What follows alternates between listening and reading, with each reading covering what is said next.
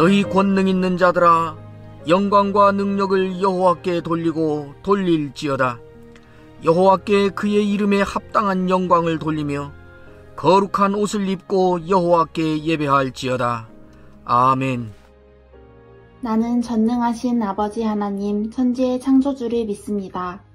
나는 그의 유일하신 아들 우리 주 예수 그리스도를 믿습니다. 그는 성령으로 잉태되어 동정녀 마리아에게서 나시고 본디오 빌라도에게 고난을 받아 십자가에 못 박혀 죽으시고 장사된 지 사흘 만에 죽은 자 가운데서 다시 살아나셨으며 하늘에 오르시어 전능하신 아버지 하나님 우편에 앉아 계시다가 거기로부터 살아있는 자와 죽은 자를 심판하러 오십니다. 나는 성령을 믿으며 거룩한 공교회와 성도의 교제와 죄를 용서받는 것과 몸의 부활과 영생을 믿습니다. 아멘.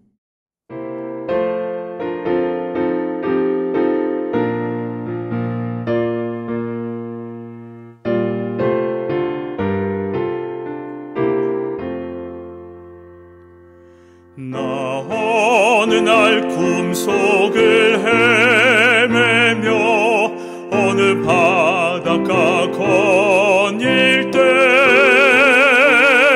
그 갈릴리 오신 이 달인이 많은 무리를 보았네.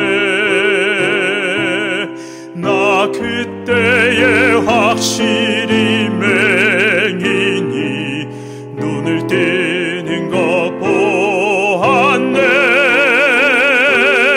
그 갈릴리 오신 이 능력이 나를 놀라게 하였네. 내가 영원히 사모할 주님, 참 사랑과 은혜 넘쳐 나 배웠고 그로부터 내 구주로 섬겼네.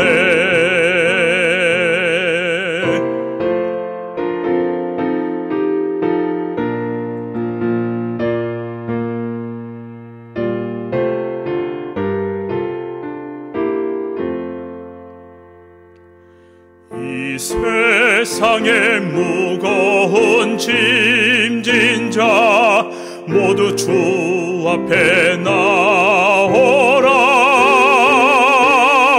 그 놀라운 은혜를 받아서 맘의 평안을 얻으라.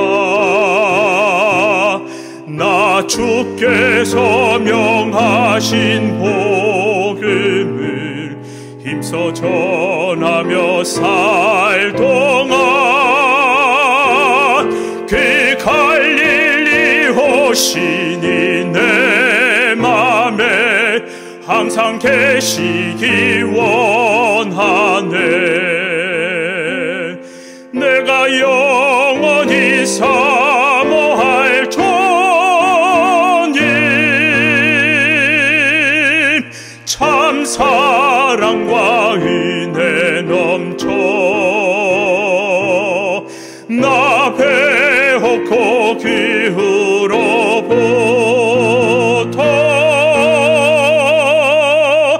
내 구주로 섬겼네.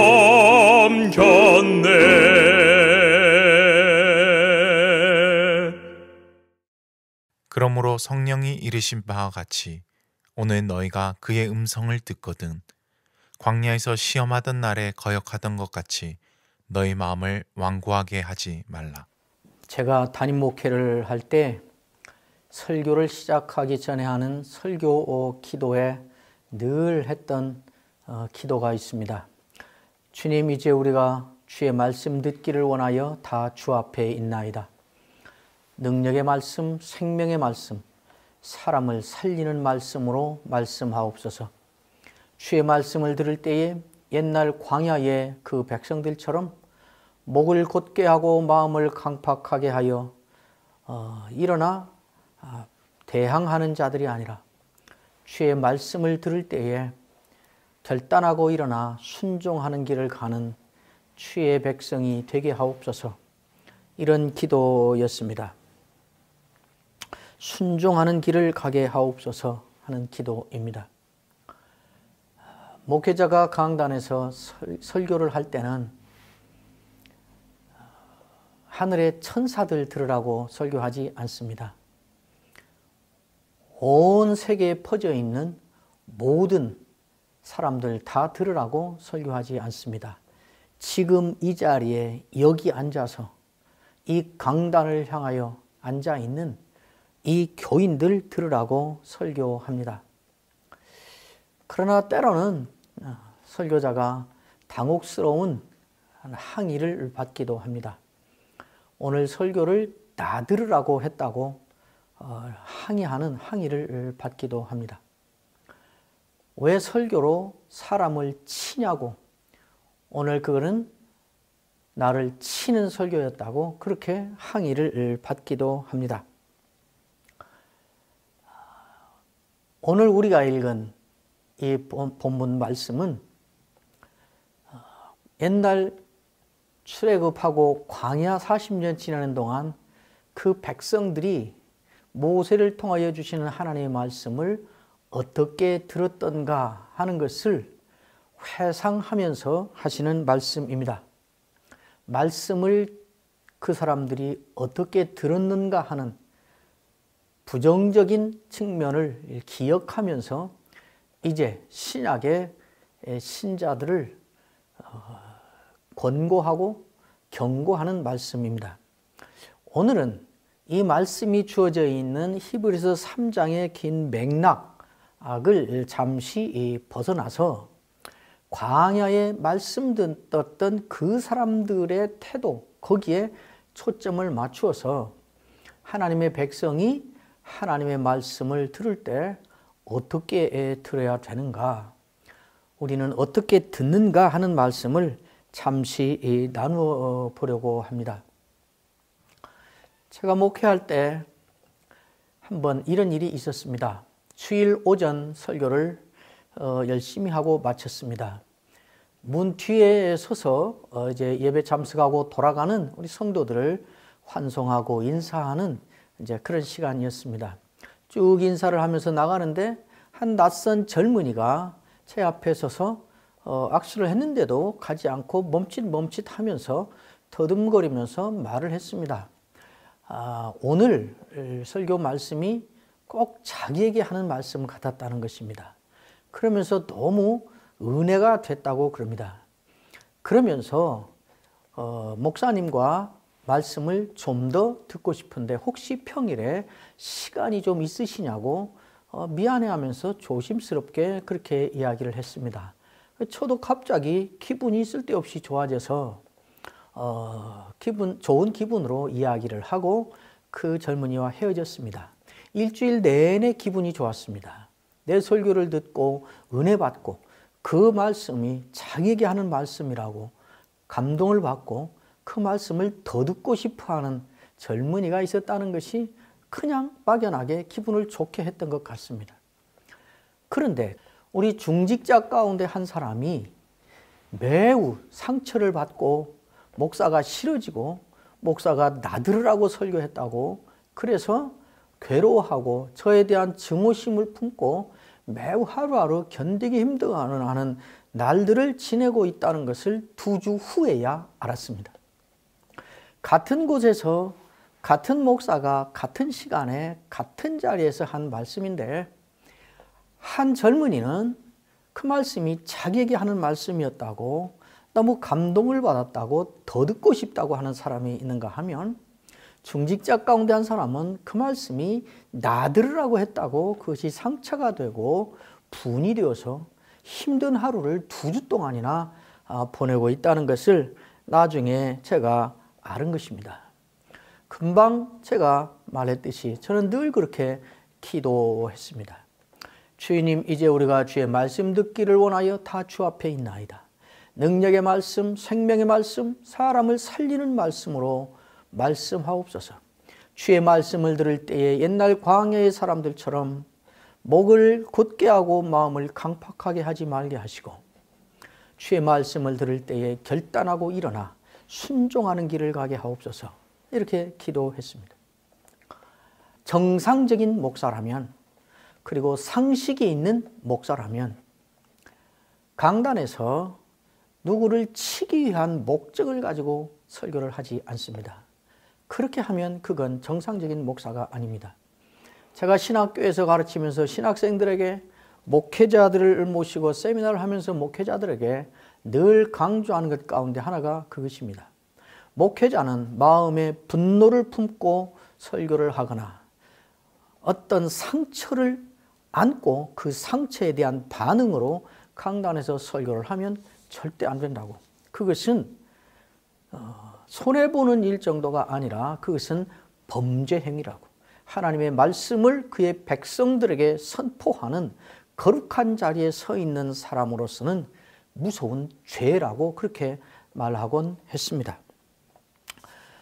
오늘 우리가 읽은 이 말씀은 이스라엘 백성들이 어떻게 광야에서 말씀을 들었는가를 회상하면서 주의 음성을 들을 때에 그렇게 듣지 말라고, 그러므로 성령이 이르신 바와 같이 오늘 너희가 그의 음성을 듣거든 광야에서 시험하던 날에 거역하던 것 같이 너희 마음을 완고하게 하지 말라. 너희 마음을 강팍하게 하지 말라. 이렇게 경고하고 있습니다. 신약 성경에 보면 사도행전에 정말 극단적인 대조를 이루는 말씀을 듣고 있는 청중의 모습이 우리에게 소개되고 있습니다. 오순절날 약속하신 대로 성령이 충만히 임하였습니다. 성령 강림이 일어난 것입니다. 그때에 사도 베드로가 군중을 모아놓고 설교를 합니다. 사도 베드로는 성령이 온 것이 예언의 약속의 성취로 온 것이다. 그리고 예수 그리스도의 죽음과 그의 부활을 계속 설교합니다. 그 설교를 계속하자 사도행전 2장 37절에 보면 그들이 이 말을 듣고 마음에 찔렸다 그럽니다. 우리에게 하는 말이구나, 나한테 하는 말이구나, 그렇게 들린 것입니다. 그러자 그들이 반응을 나타냅니다. 사도들과 형제들을 붙잡고, 형제들아 우리가 어떻게 하면 좋단 말이냐, 형제들아 우리가 어찌할꼬 하고 묻습니다. 그러자 베드로가 대답을 합니다. 너희가 회개하여 각각 예수 그리스도의 이름으로 세례를 받고 죄사함을 받으라. 이렇게 말을 합니다. 그러자 그날에 그 말대로 가서 하고 회개하고 세례를 받은 사람이 3,000명이 되었습니다. 마음에 찔린 그 말씀을 듣고 우리가 어떻게 하면 좋단 말이냐 하고 답을 얻고 그대로 순종하고 행해서 복을 받은 사람이 3,000명이었습니다. 사도행전 7장에 가면 스데반의 설교가 나옵니다. 스데반의 청중은 베드로의 청중하고 다릅니다. 그러나 처음은 같습니다. 사도행전 7장 54절에 보면 그들이 이 말을 듣고 스데반의 설교를 듣고 마음에 찔려 그렇습니다. 이 말을 듣고 마음에 찔려, 여기까지는 2장에 나타난 베드로의 청중과 똑같습니다. 베드로 교회 교인들이나 스데반 교회 교인들이나 말씀이 임할 때 나타난 현상이 같습니다. 마음에 찔렸습니다. 우리 들으라고 하는 거구나, 나 들으라고 하는 거구나, 마음에 찔렸습니다. 그러나 스데반의 청중은 반응이 완전히 반대입니다. 그 소리를 들으며 스데반의 설교를 들으며 이를 갑니다. 이를 갈며 듣기 싫어합니다. 그래도 분이 풀리지 않아서 큰 소리를 지르며 이를 갈고 일제히 달려들어서 스데반을 질질 끌어다가 성 밖에 내쳐버립니다. 성 밖에 끌어다 내쳐도 분이 풀리지 않아서 돌로 쳐서 죽여버립니다. 무엇의 차이일까요? 베드로와 스데반의 차이가 아닙니다. 베드로도 예수의 복음을 전하고 있고 스데반도 예수의 복음을 전하고 있습니다. 스데반도 베드로처럼 좀 온유하게 따뜻하게 잘 말을 부드럽게 하지, 그렇게 사납게 하고 죄를 지적하니까 그렇게 됐지, 설교를 그렇게 하면 되지, 그 문제가 아닙니다. 들은 사람의 문제라고 본문은 말합니다. 이 말을 듣고 저도 마음에 찔리고 이 말을 듣고 이들도 마음에 찔렸다. 그러나 나타낸 반응은 정반대였습니다. 그래서 베드로의 설교를 들은 사람은 3,000명이 회개하고 구원을 받았지만, 스데반의 설교를 들은 사람은 스데반이 설교를 다 마치기도 전에 돌로 쳐 죽였습니다. 사실 스데반은 자기의 설교 한 편을 완성도 하지 못한 채 돌에 맞아 죽고 말았습니다. 무슨 차이일까요? 스데반의 청중은 자기들이 들을 것과 듣지 않을 것을 미리 결정해놓고 듣는 사람들이었습니다. 본인들이 듣고 싶지 않은 것이면 어떤 경우에라도 듣지 않으려고 마음을 정해버린 사람입니다. 아무리 마음을 찌르며 말씀이 다가와도 절대로 내가 듣고 싶지 않은 것이면, 내 마음에 맞는 것이 아니면 듣지 않기로, 귀를 막고 듣지 않고 더 큰 소리로 되받아치고, 그래도 안 되면 그를 죽여서라도 입을 막아버리겠다고 나서는 그러한 청중이었습니다. 하나님의 말씀을 우리가 말할 때 세 번째 계속 말합니다. 정상적인 목사라면, 그리고 상식이 있는 목사라면, 하나님의 불림을 받고 하나님 앞에 서서 하나님의 말씀을 말한다는 의식을 가진 목사라면, 어떤 사람을 치기 위해서, 나에게 상처를 준 어떤 교인을 지적하기 위해서 내 안에 쌓여있는 분을 풀기 위하여 강단에 서서 말을 하면 안 됩니다. 그것은 죄악입니다. 그러나 반대로 우리가 강단에서 들려오는 말씀을 하나님의 부름을 받고 하나님이 저를 통하여 말하는, 오늘 본문에 말한 것처럼 주의 음성이다 라고 듣는다면, 들을 것과 듣지 않을 것을 내가 정해놓고 듣는 청중은 불행한 것입니다. 사도행전 10장에 가면 제가 설교 기도할 때마다 썼던 그 말을 따온 장면이 등장합니다. 사도행전 10장에 주께서 베드로와, 욥바에 있는 베드로와 고넬료에게 동시에 나타나서 왔다 갔다 하면서 일을 하십니다. 고넬료에게 베드로가 욥바에 있으니 베드로를 청하라 그렇게 말합니다. 그래서 사람을 욥바에 보내서 베드로를 청했더니 베드로가 왔습니다. 베드로가 들어오자 고넬료가 한 말이 있습니다. 온 가정이 베드로를 환영합니다. 베드로가 들어올 때 고넬료가 베드로를 맞아 팔 앞에 엎드려 절합니다. 나도 사람이다, 이런 거 하지 마라 베드로가 말리는데, 고넬료가 베드로에게 하는 말이 있습니다. 성령이 오셔서 당신을 청하라 해서 오시라고 청했는데 이렇게 오셨으니 잘 오셨습니다. 주께서 당신에게 명하신 모든 것을 듣고자 하여 다 하나님 앞에 있나이다. 그리고 하나님의 말씀을 들을 준비를 하고 그 말씀을 듣고 성령이 그날 고넬료의 집에 임하는 사건이 일어났습니다. 올해는 하나님의 말씀을 들을 때에 어떻게 듣는 청중이어야 되는 것일까? 어떤 사람들에게는 하나님의 말씀을 들은 것이 화가 되는 사람이고, 어떤 사람들은 하나님의 말씀을 들은 것이 복이 되는 사람들이 있습니다. 고넬료의 가족은 하나님의 말씀을 듣는 것이 복이 된 사람들입니다. 베드로의 3,000명 청중도 마음을 찌르며 다가오는 하나님의 말씀을 들은 것이 결국 복이 된 사람들입니다. 그러나 스데반의 청중은 마음을 찌르며 들려오는 하나님의 말씀을 들은 것이 결국은 화가 되고 저주가 되어버린 그런 사람들이었습니다. 오늘날 우리는 하나님의 말씀을 어떻게 들어야 되는가? 하나님의 말씀을 들을 때에 어떤 자세를 취해야 되는가? 하나님의 말씀을 어떻게 듣는 것이 나에게 복이 되는 것인가 하는 고민을 심각하게 해야 될 그럴 시대를 우리가 살고 있습니다. 하나님의 말씀을 사모하는 마음으로 이것이 정말 하나님의 말씀인가 사모하고 기다리는 마음으로 하나님의 말씀을 들어야 될 것입니다. 어찌 강단에서 선포되는 설교에 대해서만 그렇겠습니까? 혼자 펴놓고 성경 말씀을 읽을 때에도 왜 이 성경을 읽는 것인가? 이 성경을 읽어서 무엇을 하자고 읽는 것인가?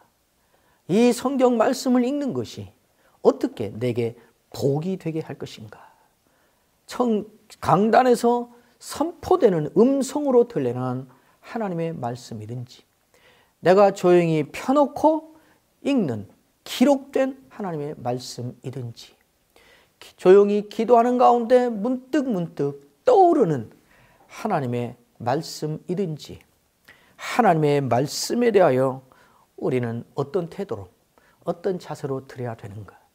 말씀을 전하는 자도 매우 중요하지만 그러나 하나님의 말씀을 듣는 나의 태도도 하나님의 말씀을 듣는 나의 마음도 나의 목적도 중요하다 하는 것을 기억해야 되겠습니다.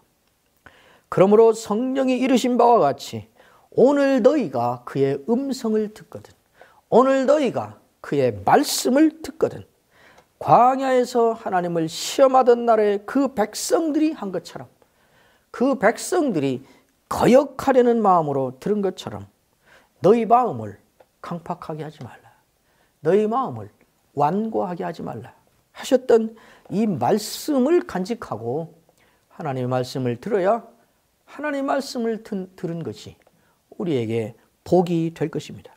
그러므로 말씀을 접할 때마다 우리가 힘써 기도할 것은 이것입니다. 들을 귀를 주시고 볼 눈을 주십시오. 들은 말씀, 본 말씀이 나에게 복이 되게 해주십시오. 들리는 말씀, 읽히는 말씀을 올바른 반응을 하게 해주십시오. 스데반의 청중이 아니라 베드로의 청중이 되고 광야의 백성이 아니라 고넬료 집의 사람들이 되게 해주십시오. 말씀을 들은 것이 복이 되는 청중이 되게 해주십시오. 이 신앙의 전통이 내 당대와 우리 자식들에게도 세상이 아무리 변해도 문화가 아무리 바뀌어도 하나님의 말씀을 듣는 이 모습에 있어서는 변함없이 대를 이어 우리 가문에 전수되게 해주십시오. 하나님의 말씀을 말씀으로 듣고 하나님의 말씀을 들은 것이 복이 되는 사람으로 서게 해 주십시오. 살게 해 주십시오. 기도하며 그 복을 누리는 말씀의 청중으로 이 시대를 살아가기를 주의 이름으로 축원합니다.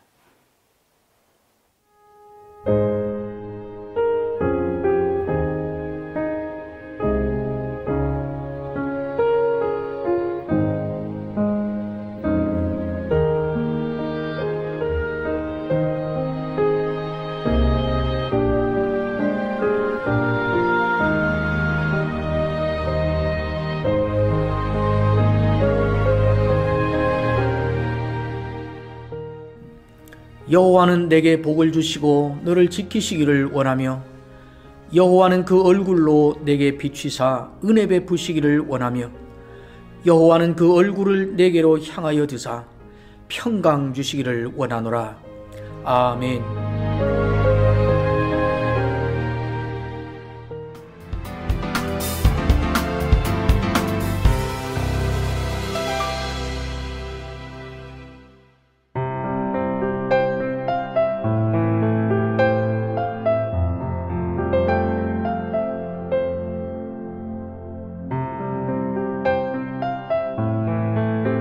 하박국 선지자는 괴로워합니다. 그렇게 확실한 자신의 신학과 그렇게 분명한 자신의 신앙이 매일의 삶의 현장에서 통하지 않고 먹히지 않고 있다는 사실 때문입니다. 신학과 현실 사이의 괴리, 신앙으로 고백하는 하나님과 삶의 현장에서 확인하는 하나님 사이의 불일치, 그것이 고민의 문제입니다. 그래서 그는 고민합니다. 괴로워합니다. 황당해합니다. 그래서 하나님께 따져 묻습니다. 왜 이러시는 겁니까? 언제까지 이러실 것입니까? 하박국서야말로 이 시점에, 이 시대에 우리에게 가장 강력한 메시지를 주는 말씀이라고 할 수 있습니다.